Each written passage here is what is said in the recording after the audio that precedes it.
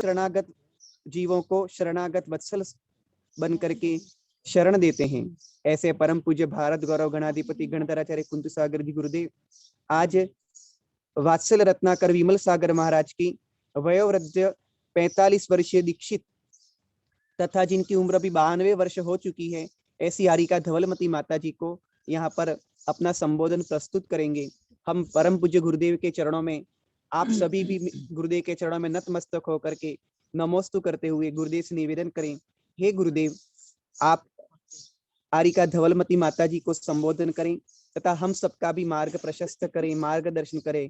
परम पूज्य भारत गौरव गणाधिपति गणधराचार्य कुंतु सागर जी गुरुदेव के चरणों में बारंबार नमोस्तु नमोस्तु नमोस्तु।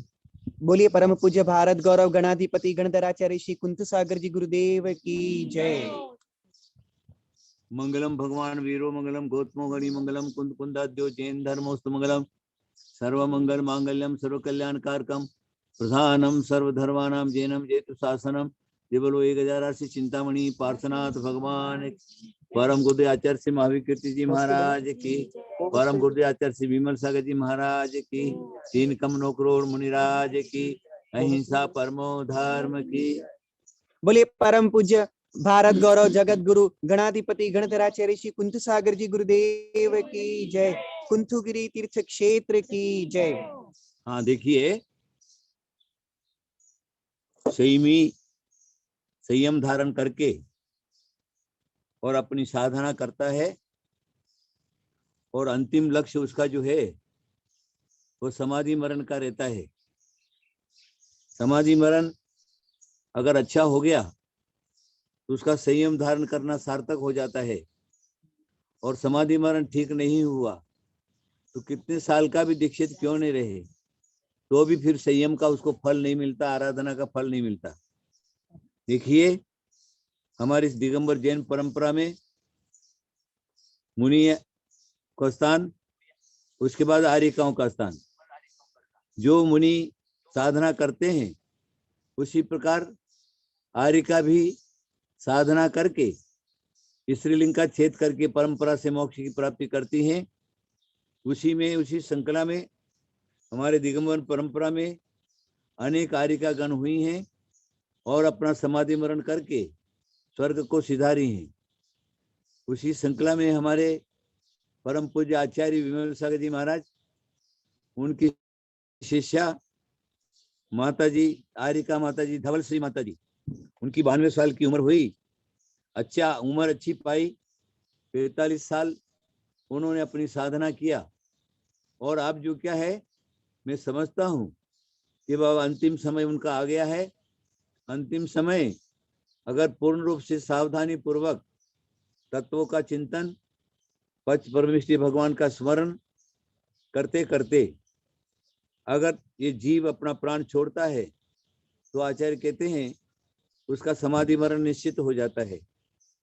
देखिए समाधि करने वाला और समाधि कराने वाला, यह क्या है, एक परस्पर बहुत अच्छा संबंध है। अगर समाधि करनी है जिनको, समाधि कराने वाला ठीक नहीं रहा तो उसकी समाधि ठीक नहीं होती। उसी को हमारे आचार्यों ने निरापक या निरापकाचार्य से जो क्या है उसको संबोधित किया है। इसलिए एक साधु की समाधि के लिए 48 निरापकाचार्य होना चाहिए, और 48 निरापकाचार्य के सामने उनके उपस्थिति में जिस साधु की समाधि होती है वो साधु समाधि निर्विघ्न पूर्ण रूप से अच्छी तरह से उसकी समाधि होती है। आचार्य कहते 48 नहीं तो कम से कम 2 तो निरापक होना ही चाहिए, तो 2 निरापक में भी उतना ही फल उसको मिलता है। विशेष माता जी का पुण्य है जो विज्ञानाचार्य आचार्य कनक नंदी जी महाराज, उनका संग सानिध्य मिला, और जो सेवा करने वाले हैं माता जी हैं चाहे ब्रह्मचारिणी जी हैं, वो निरापक का पद निवारण करके और माता जी की समाधि अच्छी तरह से कराएंगे। इतना ही है कि माता जी को सावधान रखना परम आवश्यक है। वयोवृद्ध है, शक्ति कमजोर हो जाती है, शरीर क्षीण हो जाता है, और अनेक प्रकार के जो परिचय उपसर्ग समाधि के टाइम पर आता है, तो भी जो क्या है, अगर निरापकाचार्य जो श्रेष्ठ है तो उस जीव को संबोधित करते हैं और वो संबोधित होकर के शांत रूप से अपना प्राण विसर्जन करता है पंच परमेश्वर की आराधना करते हुए। इसलिए मैं अवश्य इस बात को कहूंगा कि आचार्य भी अच्छे मिले हैं और सेवा करने वाले भी अच्छे मिले हैं, तो मेरा विश्वास है कि माता जी की समाधि खूब अच्छी तरह से हो जाएगी। माता जी, आप अपने आप को स्वच्छ रखिए, परिणामों में शांत रहिए, निष्कषाय होइए। शरीर सलेखना के साथ में कषाय सलेखना की परम आवश्यकता है। जिसकी कषाय सलेखना हो गई, उसका शरीर सलेखना खूब अच्छी तरह से हो जाती है। इस समय कषायों का निग्रह करके, राग द्वेष का निग्रह करके, मोह छोड़ करके, पर पदार्थ से जो क्या है विरक्त होकर के और अपने में जो रहे और पंच परमेष्ठी की आराधना करें।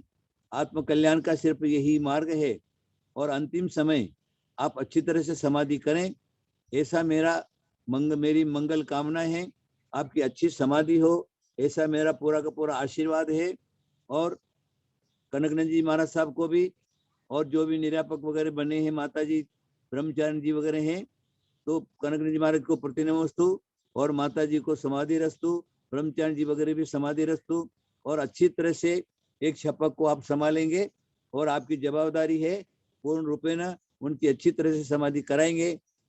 मैं ऐसी मंगल कामना भी करता हूँ और आशीर्वाद देता हूँ कि माता जी का निकट समय में अच्छी से अच्छी तरह से समाधि हो जाए, ऐसा मेरा आशीर्वाद आशीर्वाद आशीर्वाद। आपका कल्याण हो और स्त्रीलिंग छेद हो आपका, और परंपरा से मोक्ष की प्राप्ति हो, ऐसा आशीर्वाद। महावीर भगवान की जय। गुरुदेव सबके लिए मंत्र सुनाइए। हाँ, सभी लोग जो क्या है मंत्र, महामंत्र उसको सुनिए। नमो अरिहंताणम, नमो सिद्धाणम, नमो आर्याणम, नमो उवज्जायाणम, नमो लोहि सवसाहुणम, एसो पंच नमोकारो तव पावपनाशनो, मंगलानम च सवेशिम परमम होई मंगलम, चत्तारि मंगलम अरहंत मंगलम, सिद्ध मंगलम, साहु मंगलम, केवलिपणतो धम्मो मंगलम, चत्तारि लोगत्मा अरहंत लोगत्मा, सिद्ध लोगत्मा, साहु लोगत्मा, केवलिपणतो धम्मो लोगत्मा, चत्तारि शरणम पवज्जामि, अरहंत शरणम पवज्जामि, सिद्ध शरणम पवज्जामि, साहु शरणं पवज्जामि, केवलिपणतो धम्मो शरणं पवज्जामि। ओम नमो आरते भक्ते प्रसन्ना शेष कलसाय दीव तेजो मूर्ते नमः। श्री शांतिनाथ शांति कराय, क्षर पापना से सर्वनाश रोग पुतना से पर कर्तक क्षुद्रोपद्र विनाशे क्षामडावर विनाशे। ओम राम रीम ओम रा रोगोपद्र शांतिम कुरु स्वा।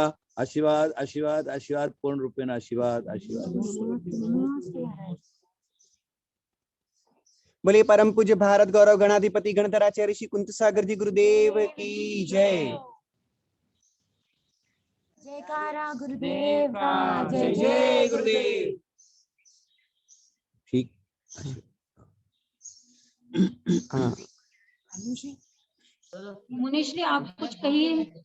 नहीं, अब गुरुदेव का आशीर्वाद हो गया। माता जी को कुछ बोलना है गुरुदेव से? आपको कुछ कहना है माता जी? મારી સમાધિ अच्छी था महाराज जी नमस्ते मारी समाधि अच्छी થઈ જાય हाँ, समाधि अच्छी થઈ જાય, चिंता मत करो, तुम्हारी समाधि अच्छी થઈ जाएगा। नमोकार मंत्र का खूब जाप करो, नमोकार का मंत्र का जाप चिंतन मनन वो करो, आपका कल्याण हो। खूब आशीर्वाद। चलो। हाँ, बोले परम पूज्य भारत गौरव गणाधिपति गणधराचार्य श्री कुंत सागर जी गुरुदेव की जय। हाँ, ठीक।